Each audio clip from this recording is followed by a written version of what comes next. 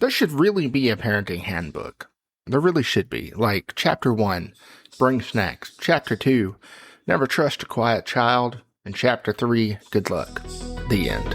Let's talk about it.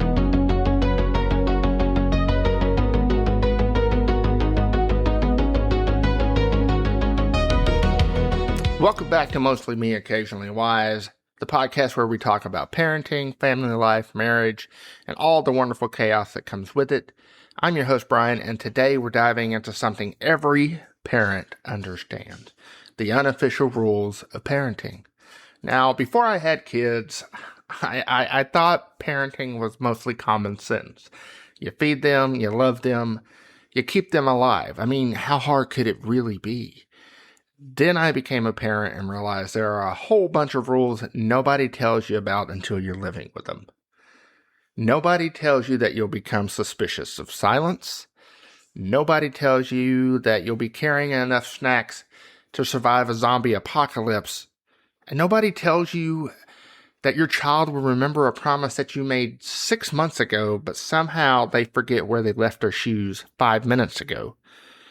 Parenting is one of the greatest adventures you'll ever experience. It's rewarding, it's exhausting, it's hilarious, and sometimes it's all three at the same time. The funny thing is, for the most important job most of us will ever have, there really isn't much training. If you want to drive a car, you take a test. If you want to become a teacher, there's training. If you want to become an electrician, there's also training. But when you become a parent, they basically hand you a baby and say, good luck. And somehow we're expected to figure it all out from there.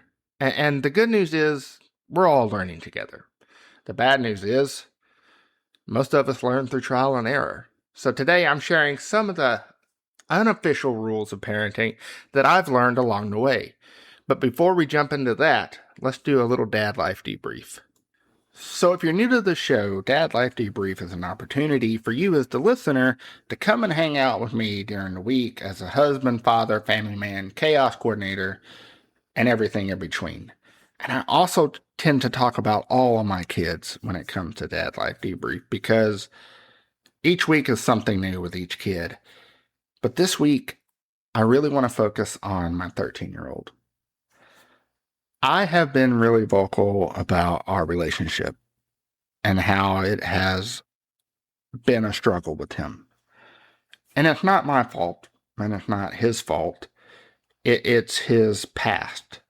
His past has really put a brick wall between us.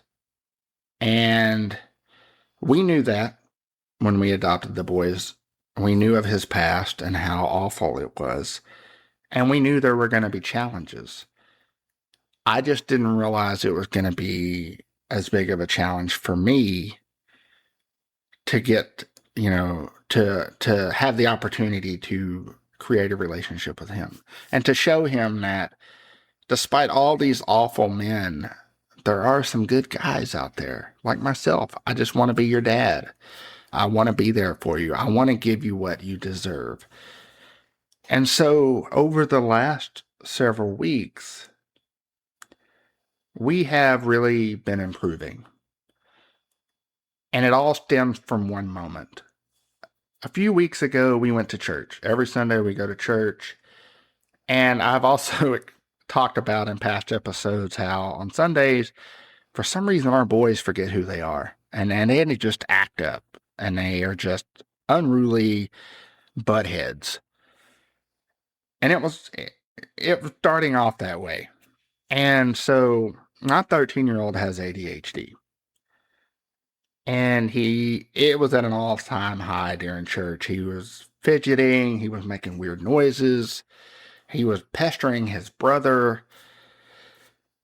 And usually I get frustrated at moments like that. And I have to separate him and my frustration tends to spill out. I'm a big emotions guy. And, when I'm frustrated, things like that, my emotions tend to show. And they're not small, little bitty emotions. It's big emotions. But instead of doing that, I just stopped. And, I was like, okay. I calmly approached him and I said, hey, can we please stop? Can you please stop pestering your brother? Can you please stop trying to sound like a chicken or whatever noise you're making? Let's just take a deep breath and just breathe. And it worked. And I'm like, huh. It's like a light bulb went off in my head. But it led me to thinking this one question. What is going on in his mind when he's doing all these things? And so on the way home, we had a conversation about it. And he couldn't give me an answer. And, we talked a little bit about his impulsive thoughts and how they just happen and how he doesn't understand it. And he's trying to do better about managing them. But ADHD is just a monster sometimes, and it gets the best of him. So it got to me, after this conversation, I started to think, why am I trying to figure out something if he can't even figure it out? And that's when it really set in with me. I need to just stop trying to figure something out that I'm never going to be able to understand because my 13-year-old doesn't even understand it. And when that happened, later that night, I sat down with him. And I said, look, I apologized for the way I had been acting the last couple of years when it came to these kind of things. And he even apologized. And it was kind of, I'm getting emotional talking about it. It was one of those moments where his maturity really showed. And there was a bonding moment. And it was just one of those things that I have been craving with him since he moved in to the house and he came into our life. And since then, I have been more relaxed with him. I've been, more understanding. It really feels like a weight has been lifted off my shoulder. And you can really tell that he is more relaxed when it comes to me. He's joking around. We're being silly. We're finally having a relationship with each other. That we both deserve. And, oh man, I have wanted that so badly. And it's just, give me a second. I gotta wipe tears away from my face. And so last Monday, he has counseling during the summer, and it's important for him. It allows him the opportunity to express himself, talk about things he may not want to talk to Becca and I about, and to continue to get a better understanding on how to control ADHD the best that he can. But his first meeting with his counselor is a family session. Becca couldn't make it, but Becca had, talked with his counselor about, our 13-year-old and I, our relationship and how it's improving, but we really want to focus on how to make it stronger. And so she sat down with us and, I vented, my 13-year-old vented, but we came up with a plan on creating hobbies that we can do together. He loves fishing, but during the summer, especially in the South, it's tough. So we came up with other things. He wants to go on nature hikes. He wants to go camping. He wants to find a video game that we can play together. He wants to go see more movies with me. And these are ideas he came up with. And I'm like, man, it was his way of saying he loves me without saying it. And it just, it was amazing. It really is. I am so proud of both of us. We have really tremendously shown a lot of work. And it's going to be a continuous thing. We're going to have to put a lot of work in it, and we're going to have bad days. But over the last several weeks, those bad days haven't happened as often. There have been a lot of incredible days where we've really bonded.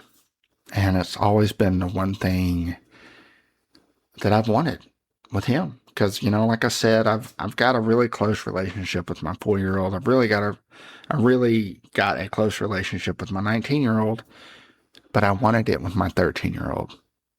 And I'm finally getting it. We are both finally getting a relationship with each other that we've always wanted. And that's the amazing thing about being, a parent. That's the one thing I love about this stage in life that I'm in. I mean, everything is exciting.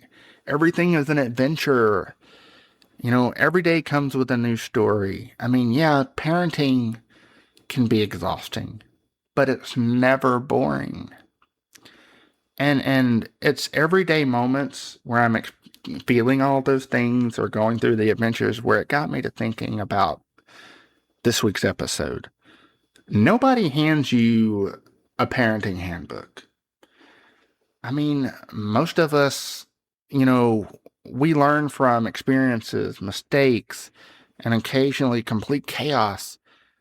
But one thing that I have learned over the years is that kids have a funny way of keeping parents humble. And just when you think you've got it all figured out, they'll remind you that they apparently know more than you do.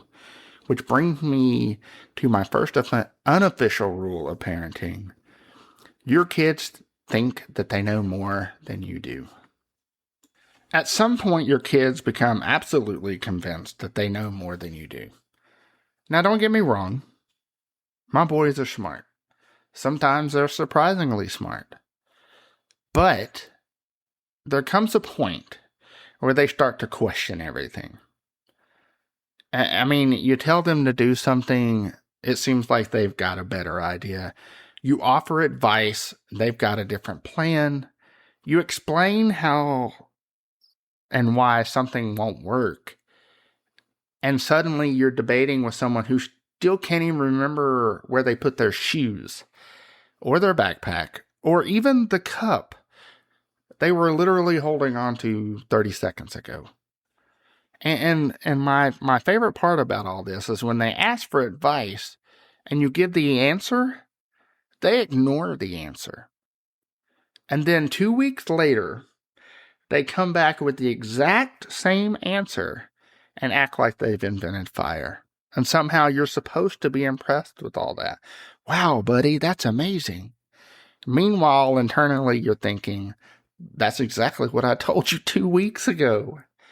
And honestly, if we're being fair, most of us probably did the exact same thing to our parents. I mean, I know I did. I mean, the funny thing is, one day they'll realize mom and dad knew a little more than they thought. Most of us eventually do. But until then, parenting sometimes feels like having decades of experience and then still getting fact-checked by someone who still leaves their socks in the living room. Now, while kids may think they know everything, there is one thing they definitely know.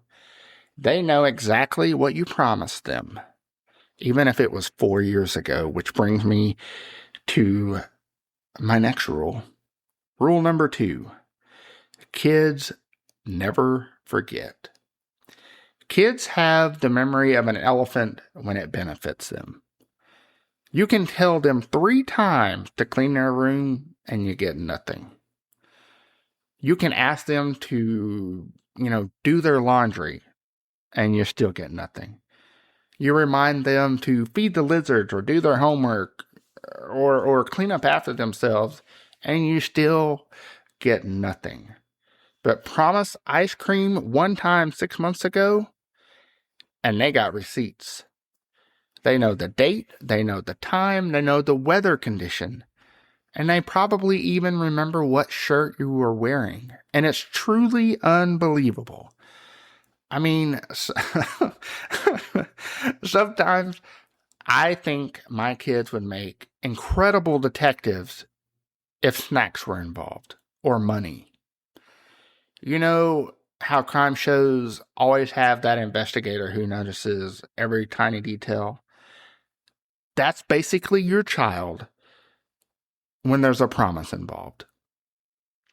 Dad, on February 14th, approximately at 3:17 p.m., you stated there was a possibility of ice cream. Where did this memory come from? What triggered this memory? I wasn't even talking about ice cream. I was asking you to pick your socks up off the living room couch. The lesson here is simple. Be careful what you promise, because they're keeping records. And unlike adults, they don't forget. Now, while kids remember everything, they're also paying attention to something else. You.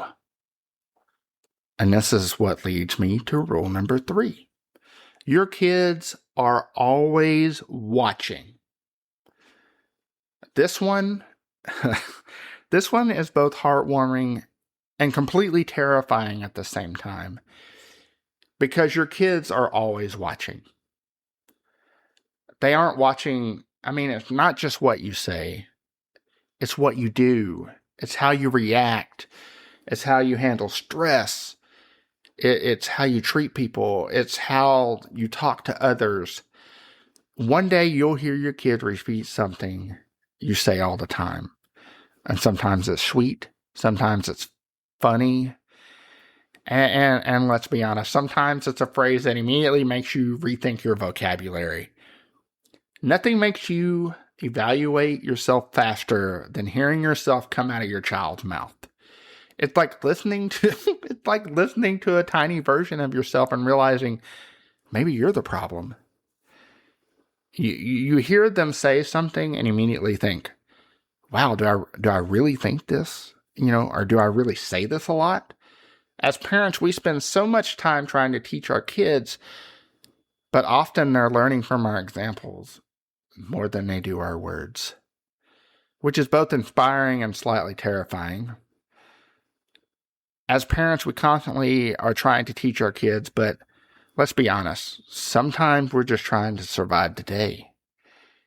And if you've been a parent for more than 5 minutes, you probably have discovered one of the greatest survival tools ever invented: snacks.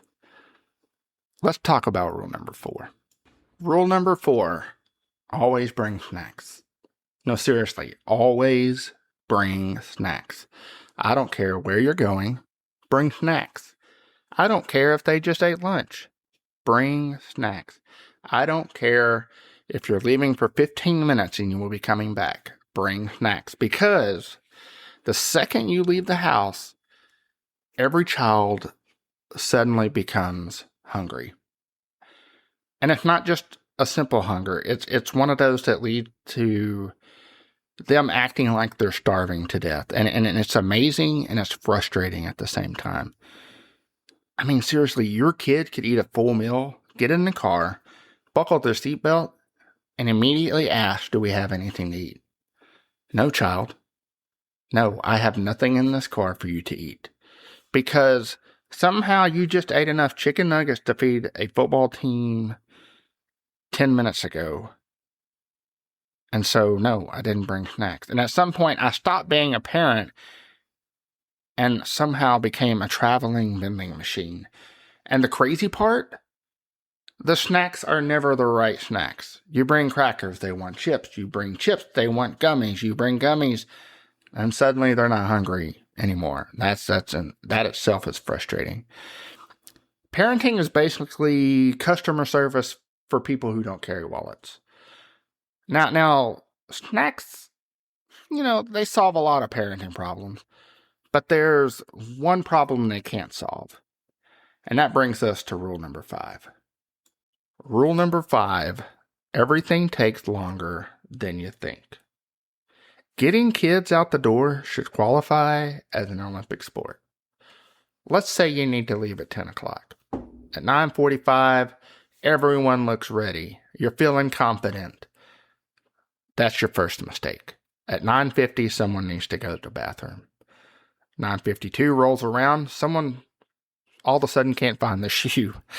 9:55, both kids are suddenly starving as if you haven't fed them at all that day. At 9:58, someone realizes that they forgot to turn the light off in their room or didn't shut the TV off in their room, which happens a lot. At 10:04, someone has lost that same shoe again that you were looking for at 9:52. At 10:07, both boys need to make a drink so that they can have something to drink on the way. At 10:10, someone asks if they can bring their stuffed animal or their favorite toy along. And then finally, at 10:15, you're backing out of the driveway, assuming nobody needs to go back inside. It's amazing how many things can happen between we're leaving in 5 minutes and actually leaving. In fact, I am totally convinced that my kids hear the phrase, we're leaving in 5, and they take that as a challenge. Like it's their personal mission to delay the process as long as possible. It's incredibly frustrating, especially for someone who hates being late to everything. But parenting has also taught me patience, mainly because I don't have a choice. Between the schedules, activities, forgotten items, and snack emergencies, it's really easy to get caught up in the daily chaos. But every once in a while, parenting reminds us of what's really important. And that brings me to rule number 6. Enjoy the little moments. Really, this might be the most important rule on today's list. Little moments matter. You know, as parents, we spend so much time looking forward to big milestones, birthdays, proms, graduations, just big accomplishments. But when I honestly think about the moments I'll remember the most as a dad, they're usually way smaller. Fishing with my son, the random conversations in the car, a hug from my 4-year-old, a family joke nobody else is going to understand, a bedtime story, silly moments at dinner. The little moments become the memories we treasure. And here's the crazy thing. One day, you will miss some of the things that currently drive you crazy. The toys on the floor, the random questions, you know, the constant interruptions. Maybe not the constant interruptions. That's honestly pretty annoying. But you get my point. One day the house is going to get quieter, and you're going to realize that those little moments were actually the biggest moments all along. And that's something I've really honestly been thinking more and more about as my kids get older, which leads me perfectly into rule number 7. Every stage has something you'll miss. You know, when your kids are little, you can't wait for certain stages to end. You can't wait for them to sleep through the night. You can't wait for the diapers to be over. You can't wait for them to be more independent. You can't wait for things to just get easier. And then one day, those stages are gone. And somehow, you find yourself missing parts of them. Not all of them. I mean, let's be honest. I don't know many parents that miss changing diapers, but there are pieces of every stage that stay with you. The bedtime cuddles, the way they mispronounced words, the excitement they had over the simplest things, the way they reached for your hand. That's one of parenting's greatest tricks. The stage you're desperate to survive today eventually becomes the stage you will miss tomorrow. Every stage comes with challenges, but every stage comes with gifts too. The trick is appreciating the stage you're in while you're in it, because it's not going to last forever. As parents, we spend a lot of time looking backwards and wondering if we did things right. Could we have handled that differently? Should we have done more? Did we mess something up?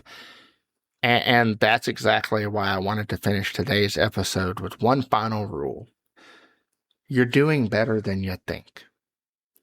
Parenting is hard. It's really, really hard. And most parents spend a lot of time wondering if they're getting it right. We compare ourselves. We second guess ourselves. We worry. Social media doesn't help at all.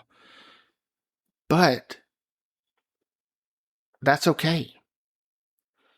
Because here's what I've learned. The parents who worry about being good parents are usually the ones that are trying the hardest. It's true.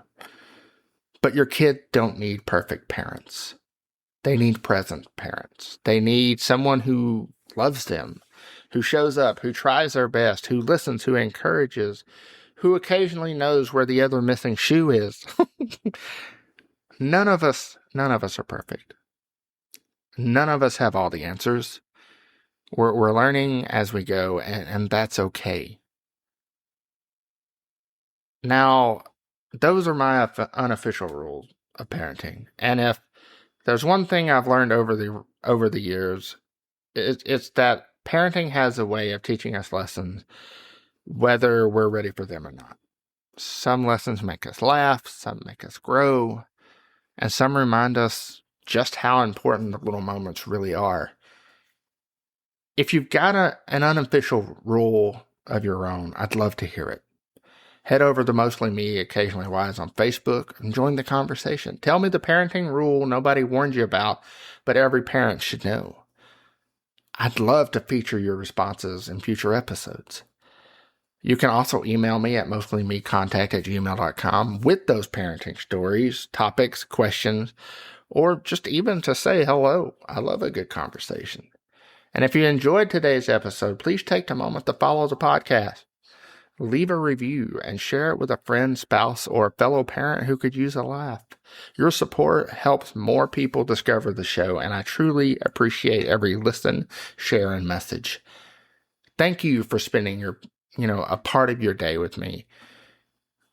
And until next time, enjoy the little moments, laugh through the chaos. Remember, we're all figuring this out one day at a time, and to stay mostly you, occasionally.